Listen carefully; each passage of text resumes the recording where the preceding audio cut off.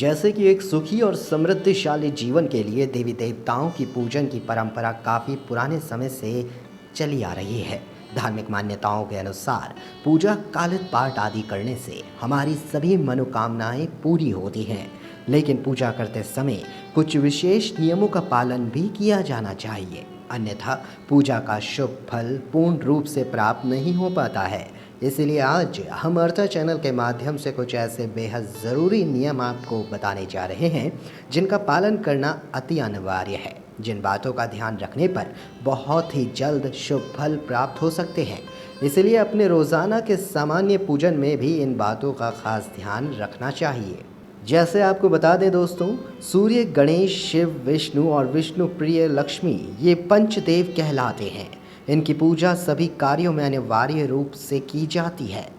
प्रतिदिन पूजन करते समय इन पंचदेव का ध्यान करना अति अनिवार्य हो जाता है। इससे लक्ष्मी जी की विशेष कृपा और समृद्धि प्राप्त होती है।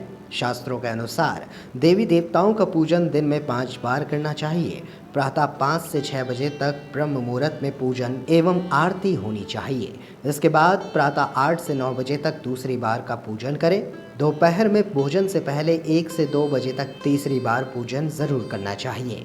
इस पूजा के बाद भगवान को शयन करवाना चाहिए। शाम के समय 4 से 5 बजे के दरमियान पुनः पूजन और आरती ज़रूर करें।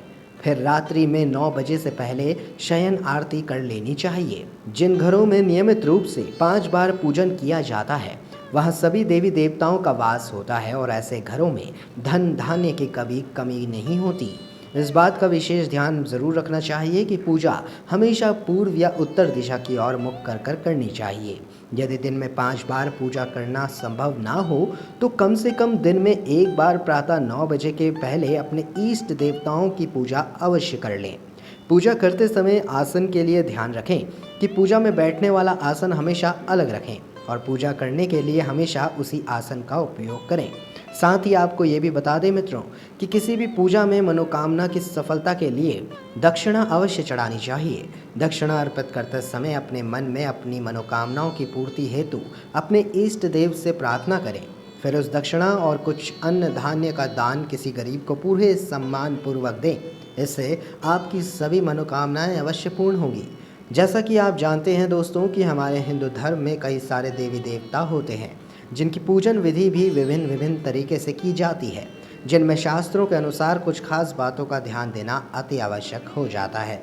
जैसे कि सामान्यतः पूजा पाठ के दौरान तुलसी के पत्ते या तुलसी दल को विशेषकर उपयोग में लाया जाता है। फिर किन्हीं कारणों से शिव जी, गणेश जी और भैरव जी की पूजा आराधना करते समय तुलसी नहीं चढ़ानी चाहिए। साथ ही ये भी याद रखें कि तुलसी का पत्ता बिना स्नान किए नहीं तोड़ना चाहिए। शास्त्रों के अनुसार यदि कोई व्यक्ति बिना नहाए ही तुलसी के पत्तों को तोड़ता है तो ऐसे में वे तुलसी के पत्ते अपवित्र माने जाते हैं और उस व्यक्ति की पूजा भगवान द्वारा स्वीकार नहीं की जाती है। वैसे ही गणेश जी को प्रसन्न करने के लिए उनके पूजन में घास से बनी दुर्वा चढ़ाना अति आवश्यक हो जाता है। पर वहीं दुर्गा माता को किन्हीं कारणों से दुर्वा कभी नहीं चढ़ानी चाहिए।